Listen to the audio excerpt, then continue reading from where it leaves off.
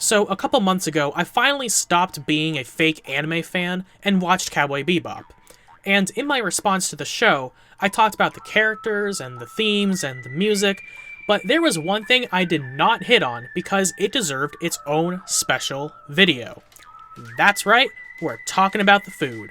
Because Cowboy's best character, Jet, do not at me, in addition to being a certified badass, is also a 5-star chef who makes sure that the Bebop crew is fed and happy. And today, we're going to be tackling a faithful recreation of his opening dish. Special bell peppers and beef.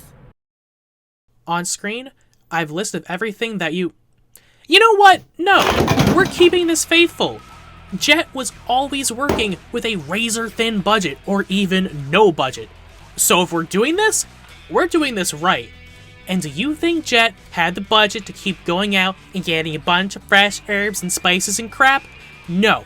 He made do with a $2 bottle of stir-fry sauce, and you know it. Or whatever the dollar to Wulong conversion is. First, slice up your bell peppers. While you're doing this, you can also be heating up your wok. I don't have an open flame, so I'm using a flat-bottomed wok on my burner set to medium-high. Add in some oil to coat the pan. I did get a little bougie and get fancy seasoned wok oil, and honestly, I'm ashamed of that. You do not need to. Once the peppers are sliced, you can set them aside. Now, go ahead and throw in your beef and mushrooms. Keep stirring this around basically until it's tender but not dark.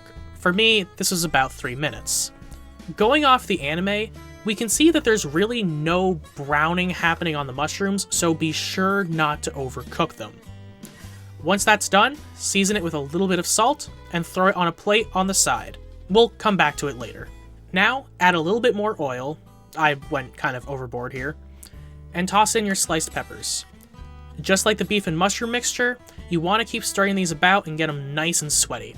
About 4 to 5 minutes for me, but again, we're just looking to get them tender, not darken them. About 2 minutes in, check to see if anyone's watching. After they're tender, hit them with a little salt. Now, add in your beef and mushroom mixture.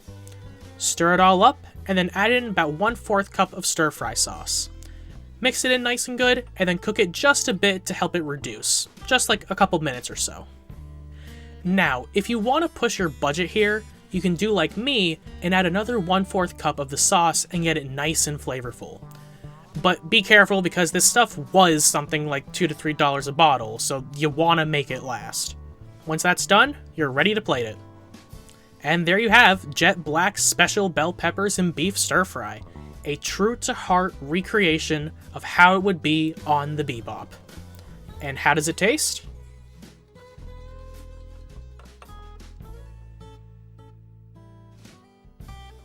Actually, surprisingly tasty. I'm not particularly huge on mushrooms, but the mushrooms and peppers complement the beef splendidly, and the sauce really helps give it that extra kick. I don't know what in the world Spike was being so whiny about.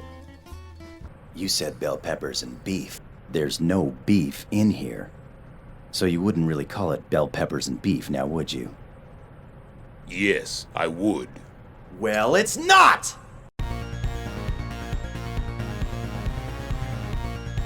As always, a big thank you to my anonymous $20 patron, and everyone else who supports me.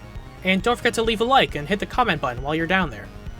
Hopefully doing an actual recipe this year makes up for last year's JoJo's recipe, which I know upset at least a couple people.